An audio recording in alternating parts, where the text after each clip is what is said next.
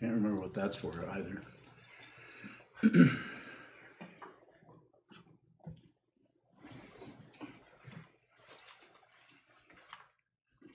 I didn't really give a title to today's Dharma talk, but the ongo of this retreat period that we're in, we've been talking about action. That's the obvious kind of action, like this, and then the subtle action, or the action in our minds that precedes some kind of physical action. In other words, more subtle, or you could even say spiritual in some way. So we've been talking about that, or I have. We've been discussing it, and so on. I'm happy to respond to questions around that. But daily Dharma gathering is, which is another online teaching that goes on at I think noon. I'm a part of that community, and the topic there for the whole month is impermanence. So I thought I would talk a little bit about what in Buddhism is called the 3 marks of existence. There are three categories, concepts, things that mark that existence has. Just being alive, being a human being, being any kind of living situation is marked by these 3 things. This is just a way of talking about it. You might think about it in another way and come up with something else yourself. Buddhism is a cumulative tradition. It is not just a belief system, a little bit of belief, but mostly it's what really is true and how can we communicate that both in a gross way, an actual activity, and subtle way, or through teachings and so on. So those 3 marks of existence are traditionally impermanence, suffering, or discontent, and egolessness, no self. Sometimes it's taught as 4 ways: impermanence, egolessness, impermanence, suffering, egolessness, and peace. And we could talk about that also. So the interesting thing about, say, just to pick one, about suffering is it's impermanent. And the interesting thing about egolessness, or what is being pointed to there as no self, is any kind of self you feel you have is impermanent. Anytime you'll notice if the way I often say, if I compliment you, if someone compliments you, you kind of say, appreciate being appreciated maybe. But if someone criticizes you, and it almost doesn't matter whether they're correct or incorrect, or whether they really are being sincere, we're affected by that. What other people say about what we're doing, we can feel a lowering of our, you could call it self-esteem, you could call it something like that. And it may be something about self-esteem is the best kind of self-esteem is no self from the point of the spiritual path. This doesn't mean you don't have a self. It doesn't mean you don't have ideas and concepts and even opinions and so on, but there's no clinging to anything. So a little bit different approach to life. And it is, of course, based on the foundation of all of that is the foundation of mindfulness or meditation practice. Training the mind to see more and more clearly, to actually see through our grasping at this, that, and the other thing, our grasping at our ideas about this. It's very interesting if you can just tune all of your senses, all 6 of them, including the mind, to just this situation you're in. Look at how many different directions you can go with that. You can just go to the incense, how the incense smells. You can go to just the light that's in the room. You can go to just the gravity that is pulling you down so you can even sit here in the first place. Gravity is ignored by, I haven't taken a survey, but I could. We could start here, but then it would take a lot of time. And what would the survey be? Are you aware of gravity? How often during the day do you think that without having gravity, you can't walk across the room? You can't use the bathroom. At least it wouldn't be much fun. Not that it's fun in the first place. But you can't. There's a whole lot of things that we're so. And this is brings us back to dependent origination, or the basic teaching of Buddhism. basic teaching of Buddhism, not a belief. Belief is, there's some there, but it's very low profile. The basic teaching of Buddhism, everything is dependently arisen. There's not a separate thing anywhere. This is dependent on everything. It's dependent on who made the glass.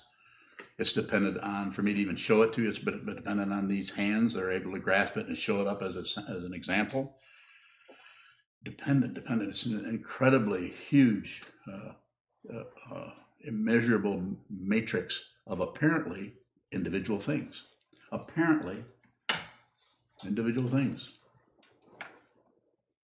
And individual beings. But the discovery that the Buddha made was in the middle of these three marks, the impermanence, egolessness, and suffering, was that there's no solid being anywhere, that everyone who thinks they're a being is dependent upon everything else for their apparent identity or their apparent, who am I? If you look at who am I, you'll notice that that's dependent on your family, what your mom and dad, how you were treated, what country you're born in, what race you are, for sure. And there's just so many things that it's just, you can't measure it, you can't count it. I mean, you might be able to, but you'd be worn out. So, are you getting all this down? Everything is dependent on everything else. Okay, good.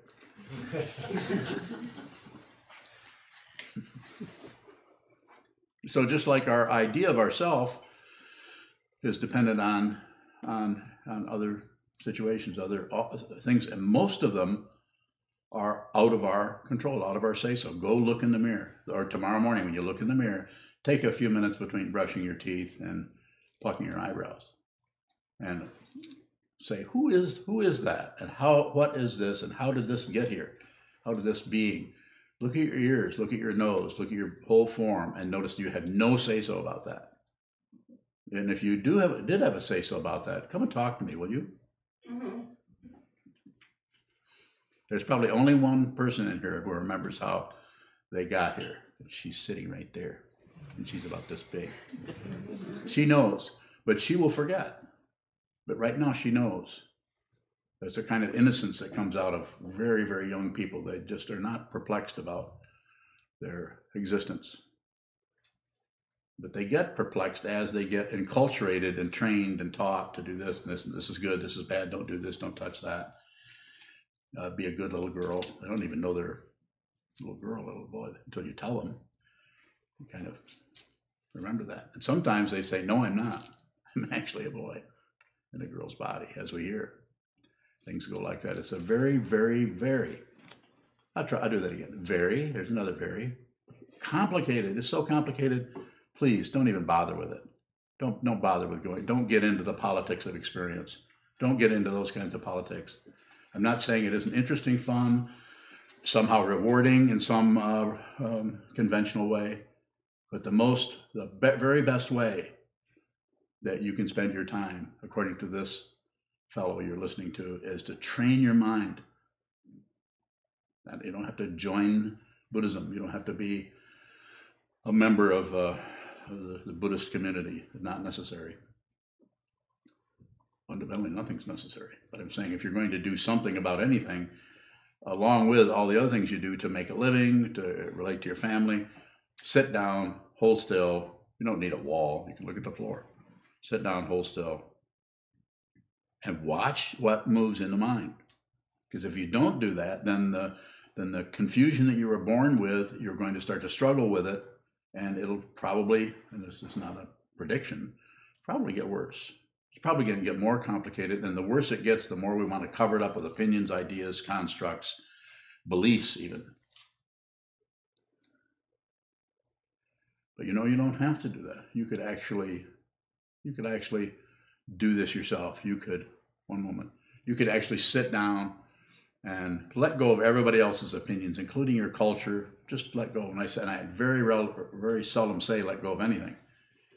And in fact, I'm going to take that back. Don't let go of anything. Don't hang on to anything. How many other don'ts are there? I've got a bunch of don'ts. Don't do anything unless you have to is a good one. But what you could do is you could just sit down and just look and see what this is. You have to schedule yourself, because the ego mind, the self-centered mind that's at war on some little micro skirmishes here and there that keep us from seeing who we fundamentally are. The little tiny things that'll take you out of the spiritual path or the path of finding out what is this, and will take you back into some kind of belief that you can actually fight and win. You cannot fight and win. And I don't mean to be throw damp, what is it, water? Yeah, water on everything. But everything that you build up, you will lose. This is called impermanence. There's no way you can keep anything, as they say. Can't take it with you. Can't take it with you. So it's even worse than that. On one hand, there isn't anybody to take anywhere, and there isn't anything to take. That's the good news and the bad news, depending on your position. Shoto. You said fundamentally nothing's necessary. Yes. How can something not be necessary if it shows up?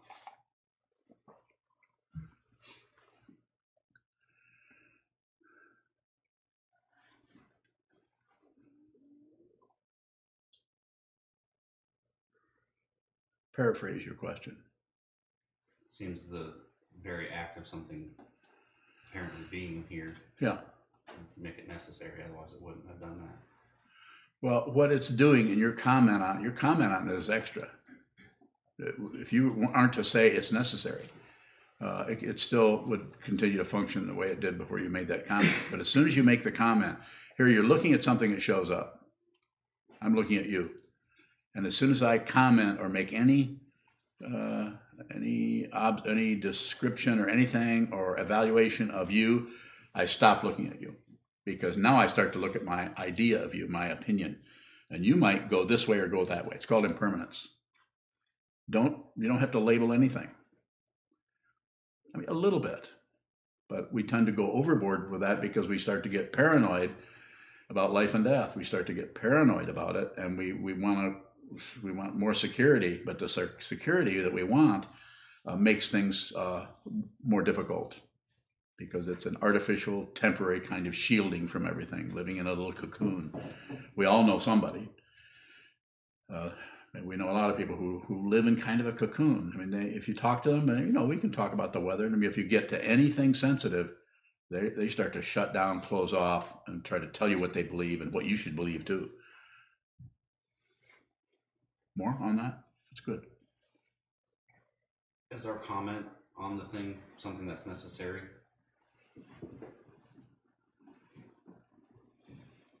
So everything is both necessary and unnecessary. It's called not to, or non-duality. So if you go in that kind of a circular situation, you will get some kind of resolution out of it, but it's still in the area of relative truth. So I don't want to get too deep into that kind of talking. Do you follow me? More questions? Easier ones?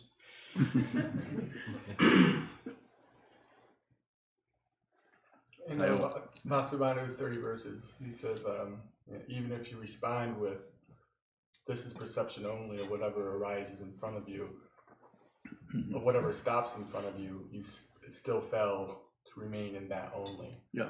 So what does it mean for something to stop in front of you?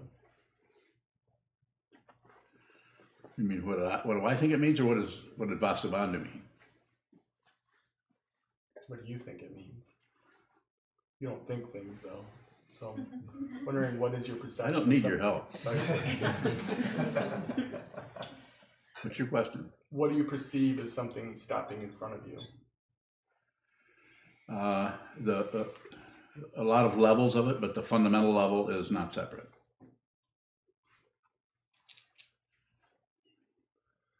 Can something stop without you manipulating it or adding? The whole presumption, you're getting into an area that makes it more difficult for all of us to follow, including me. But the very presumption that something is on the move in the first place should be examined. That's why the way that I teach meditation, for those of you who haven't been here much, sit down, hold still, have all the senses open, and watch what moves.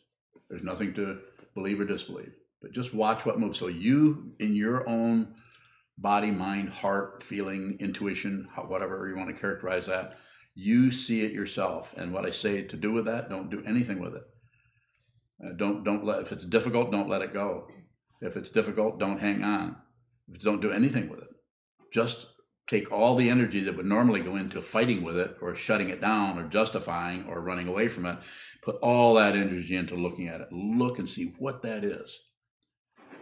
And that's as far as I can tell,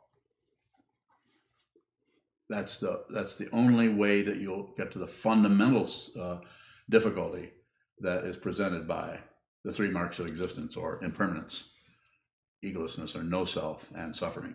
You have to see the foundation of it. And that foundation, another way of describing the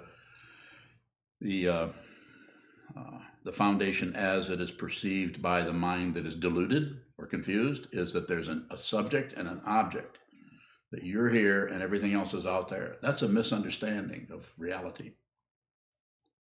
You know, what is an understanding of reality? I wouldn't take your intelligence away from you by defining it for you, like Vasubandhu would. I think you need to see it. You're sitting here in front of me right now. I may never see you again. I may never come back here again. I may move to Florida.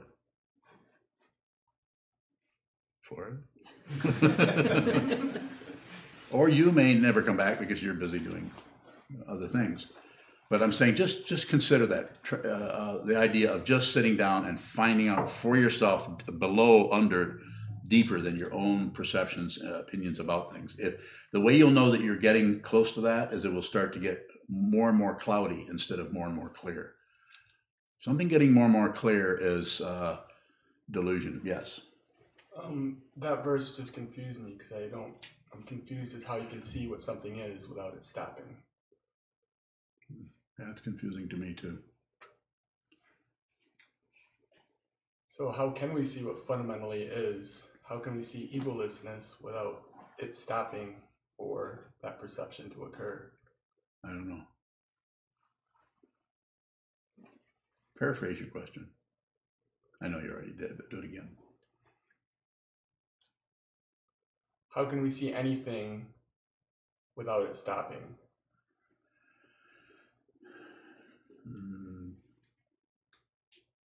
Be really quick.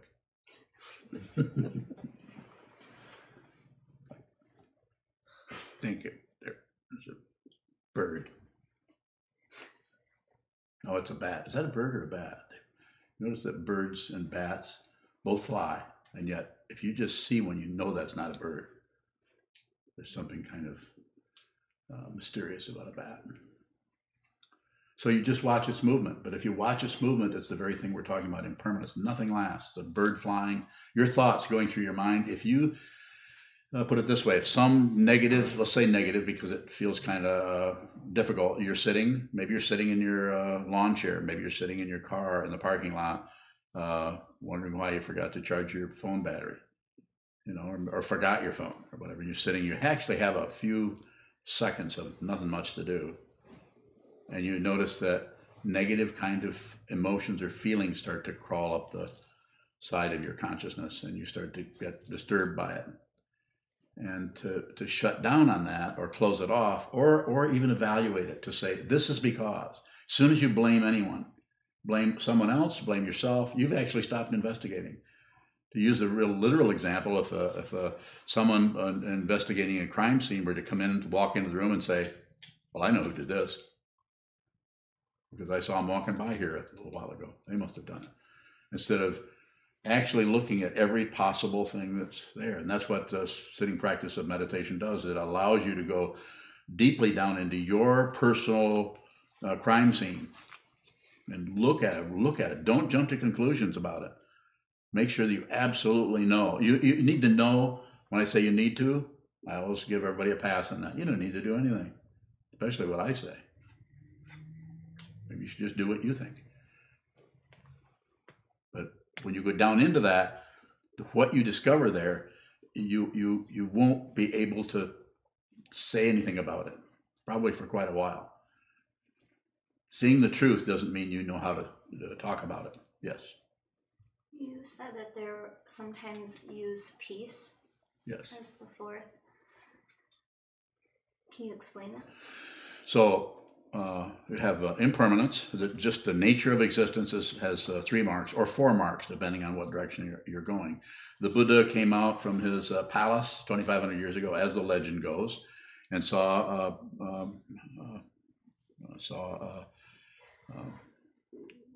suffering. He saw impermanence. He saw no self.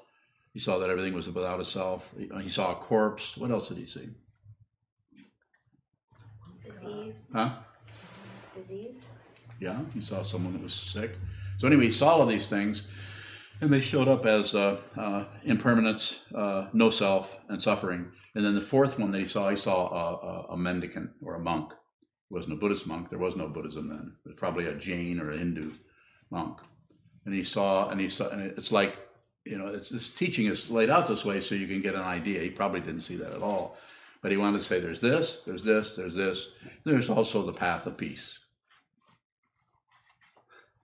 which is just find out what this is. Go ahead. What does seeing that everything is dependent do to help us find peace? Seeing that everything is dependently arisen means that you begin to see that there's no solid self in the skandhas. The skandhas are the description of the ego, which is form, feeling, perception, concepts or thinking process, and consciousness. So the 6 sense fields and the objects that arise in the 6 sense fields. All of those, you can't find a self anywhere. When they get together, they kind of conspire, arm in arm. Form, feeling, perception, concept, consciousness get together and say me and my stuff, me and they validate it by I feel this way, so therefore, or I feel this way, so therefore. Very difficult for someone who has not trained the mind to not jump out of their identity into why the identity is there. I feel really good because, I feel really bad because, and I would say, look at what it is before you jump out of it. And one of the ways that you can do that is to strengthen the awareness so that the awareness starts to come out in front of the thinking process. So when you walk into a 7-Eleven or a Kmart or anywhere, walk into your job or into your house after being at work all day, you come home, stay in your awareness rather than jump into some kind of preconception about what you're walking into. Please don't do that. Have a willingness to stay in your awareness means that to ego, this will feel like vulnerable. You feel like you just can have a feeling of being unprotected or undefended. Difficult. When this walks up here and sits down, it's undefended. I couldn't talk like this if I had any kind of defense going. That's why I quite often say, especially to my students, come and get me. Attack me. I mean, I'm not saying literally attack me, I lose. But I'm saying, don't take what I say for granted. There's nothing to be believed here. I sometimes even say, when you leave here, forget everything I said. Because if I didn't say something that was important to you, then why remember it?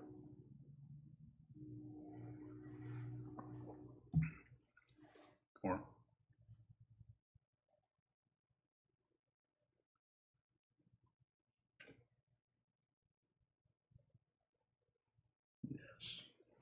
Yesterday when we did the awareness practice with the painting, yes, and we focused on the fishing pole and then would yes, bring out our peripheral vision, for me there is a space of unknown, yes, confusion, yes, as you're looking at one thing and you go to yes. include the next.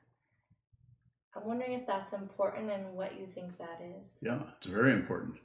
The ego mind or self-centered mind doesn't want to be put on the spot. But the person who is on a spiritual path and wants to see what this is, which is a simple way of saying the spiritual path,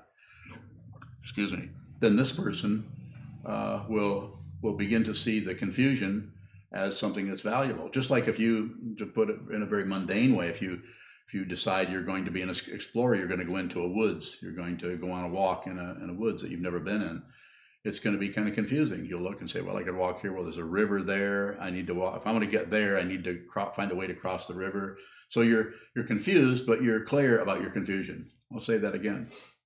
You're confused, but you're clear about the confusion. You won't have that. You won't be able to describe your confusion that way unless there's a whole lot of awareness in the room or in the meadow. The awareness is that's who you actually are, and it's not solid. So more. Is that a good practice to include and invite as much as you can? You don't have to do much with it other than just do it. Yeah, you can do that. You can do it. One of the practices that we were doing, we looked at a painting. It was by John Singer Sargent, and it's a exercise that I teach called opening the eye mind. And it's one of the activities that you look in the center of the painting at some particular object that's been painted. I think it was a fishing pole, and then you move your peripheral vision over to this side and over to that side, and you watch what happens when you do that. And one of the things that happens is that you realize you can't really think about what you're looking at, because what you've done is you prioritize the visual awareness. You've actually, which you can do, it's your awareness. You can actually prioritize your visual awareness, just like someone who is a chef prioritizes their sense of smell, sense of taste, sense of sight. People who really cook, you've noticed that people who cook well, what they cook starts tasting good before you even eat it. It already looks good, unless it's in Japan, in which case they make plastic food that looks pretty tasty. They put it in the window of the sushi parlor, yakitori ya. You come to the window and there's this. Is that it? No, that's not it. That's plastic. Don't eat it. Yes. Is So the word confusion further broken down, or is confusion?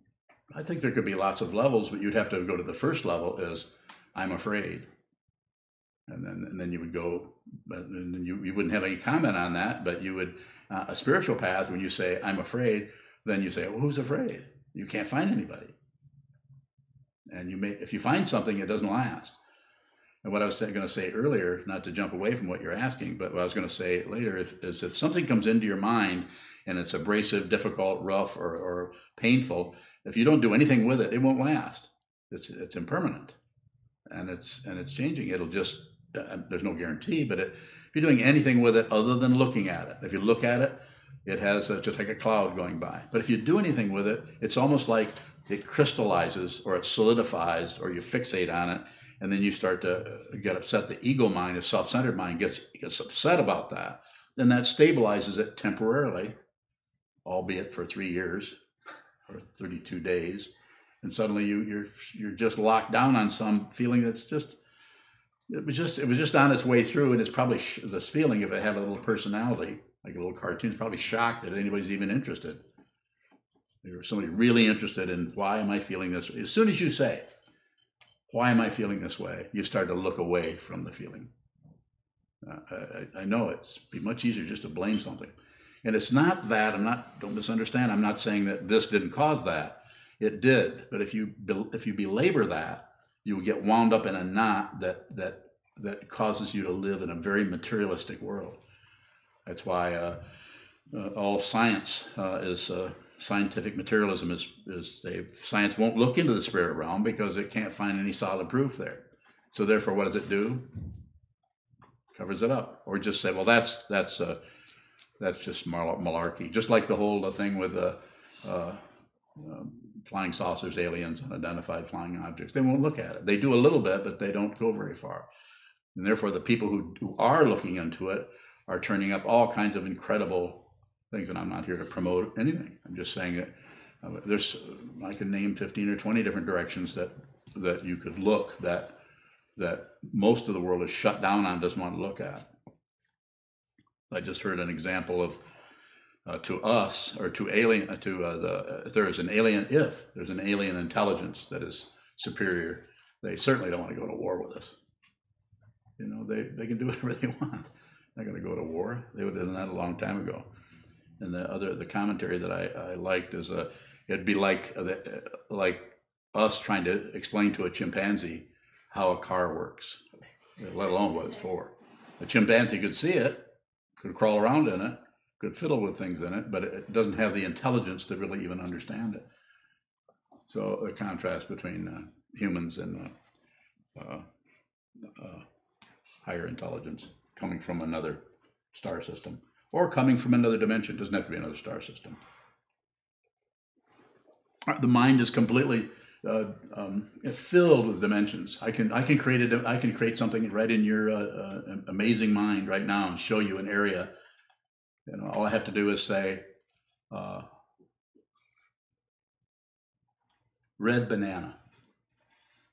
Anybody that doesn't see a red banana probably hears it because they're more auditory.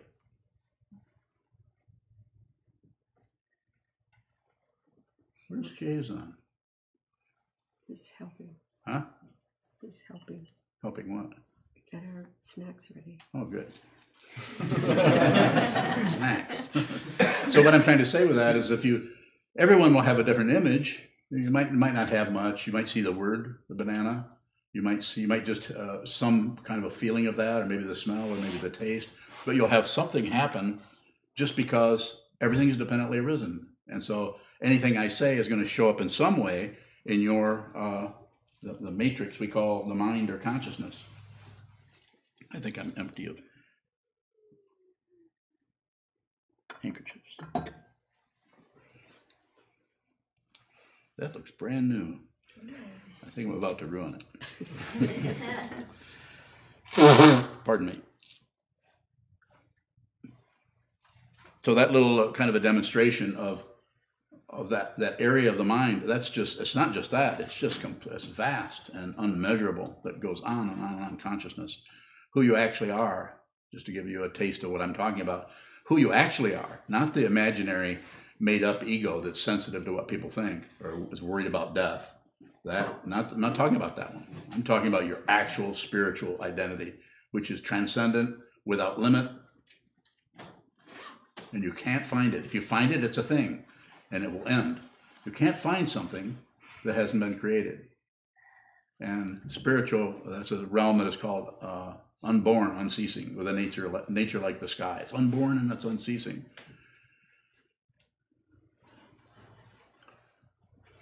Sheldon needs a place to sit. Yes. We're getting short on time, but Shane has a question from California. Yes. He asks, how do I personally work with my desire to complicate and know everything? Sit a lot. Sit down and watch your personal desire to complicate and know everything. Just sit down and don't stop it. Don't try to stop it. If you try to stop it, it becomes circular. If you notice that, anytime you push on anything you're doing, it starts to go in a circle. I mean, if you want to stop eating ice cream, which I don't want to do, by the way, but if I did, it would go in circles. I'll do it, I won't do it. I'll do it, I won't do it. I'll do it, I won't. It's just interesting how that works. It's almost like the phases of the moon or the sun coming and going. It's like 3 o'clock every day. I need to have some ice cream. It's more like 8 o'clock at night. So I would say to Shane, don't do anything with it to manipulate it. Passion, aggression, ignorance. Don't do anything to fool around with it. But don't take your eyes off from it and look at just that desire to do that and find out. You'll find that your consciousness, your awareness will sink below the level of the concepts about it into that area of identity where things are even more sensitive. Further questions? David. Is subtle action ordinary? I don't know if I'd use the category of ordinary or non-ordinary or extraordinary, but I would say that it's ordinary, but subtle action I'm thinking of as more like thoughts we have before we do something. Like I'm feeling hungry, I need to go fix something to eat. So ideas about what we're going to eat, those subtle, very simple way to put it. So there's some kind of, before we have an action that's out in the open, there's these subtle actions. And quite often, we have all kinds of subtle things that happen in our mind that we never enact. Sometimes we have a really negative feeling. We'd like to tell somebody to, go fly a kite. It doesn't mean participate in sports. It means get lost or means something negative, but we don't say it. Instead, we might even say, yeah, well, I kind of see what you're saying. Yeah. But you don't really, you're lying. That's why I say in our tradition, I say, it's only about observing the lie. It's not about stopping lying. This is a misunderstanding of the precepts. Because you may have to say something that's not true in order to save a whole lot of people. That doesn't validate any well-known liars. So you should ask questions about it if you don't understand. And I'll show you how I don't understand either. Yes. What is the distinction? Between what? Well-known liars. If it's out of the ethics that I'm talking about here are situational. So you don't have a rule that you follow no matter what. If you do that, there's a whole lot of people going to be not going to be helped by you. They're not going to be supported by you. And there's a lot of other situations that are going to get a pass to do whatever they want. So it should be situational. In other words, you should use all of your awareness, hopefully that you've strengthened by sitting and looking at your mind, find out who you are, make peace here so that you don't take the unexamined warfare out into the world and make things worse. Make peace here. Some people say to us, meditators, you guys are just sitting there turning into vegetables looking at the wall. This is always someone who's never meditated, probably, because meditation is far from just doing nothing. It's subtle activity. It's very, very subtle, looking at the nature of the mind. The unexamined mind will make a mess of things and make a nuisance of itself, if not horrible trouble. Yes, sir. Comparing our sitting to like the practice yesterday when we looked at the painting. Yes. There seemed to be more of an exercise in that. So I was wondering, what's the exercise of sitting? It's more subtle because there's not a physical thing there. Sit down and train the mind. And the way you train the mind is you begin to watch how untrained you are. It's like lifting weights. You begin to see how weak you are, but every time you try to lift the weight, you're weak. So you start out with low, smaller weights. And it's an imperfect metaphor, but it's one that we could use. You just sit down and just continue to do that. It takes a long time. It takes years to actually get the traditional way, to make some kind of headway. But it's different for everyone. Some people are actually born closer to an understanding of what's happening, and some people are born more distant. Some people, as it said in the Buddhist tradition, some people have the merit of being born in a time when they can hear the teachings of the Buddha, or being born in a country where the Dharma is even being taught. Yes. Okay, so we need to adjourn for about a few more minutes, and then we're going to do daily Dharma gathering. You're all welcome to stay for daily Dharma gathering if you like, and if you have to go, then understand. And this daily Dharma gathering is a teaching that's online, created by Susan Piper and Lodro Rinsler, and it is lasts about a half an hour, and it happens every day, sometime or another. So thank you so much. So we'll stand and dedicate the merit. I'd also like to remind everybody that we do have donation boxes out in the hallway, both for our teacher, Sokuzan, as well as SokukoJi. We appreciate and need your financial support. Thank you.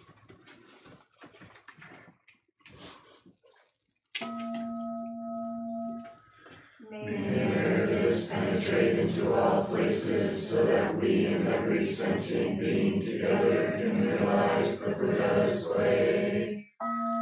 Jiho san shi shi hu shi son bu sa moko sa moko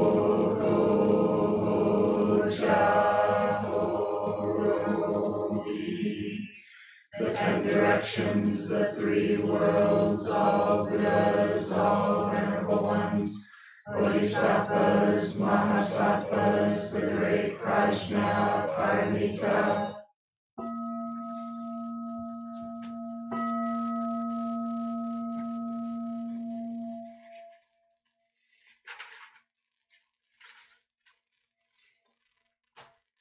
Buddhas and Bodhisattvas of the 10 directions and the 3 times, please hear us. Please come down out of the light and protect SokukoJi Buddhist Temple Monastery, our Sangha, families, friends, and visitors. Heal everyone who is unhappy, sick, or suffering, and fill them with light.